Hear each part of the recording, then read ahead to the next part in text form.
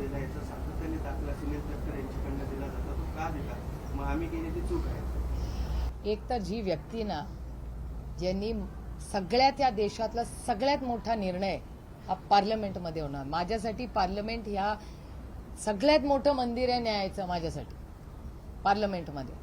पार्लमेंटमध्ये सगळ्यात मोठा निर्णय झाला होता महिला आरक्षणाचा.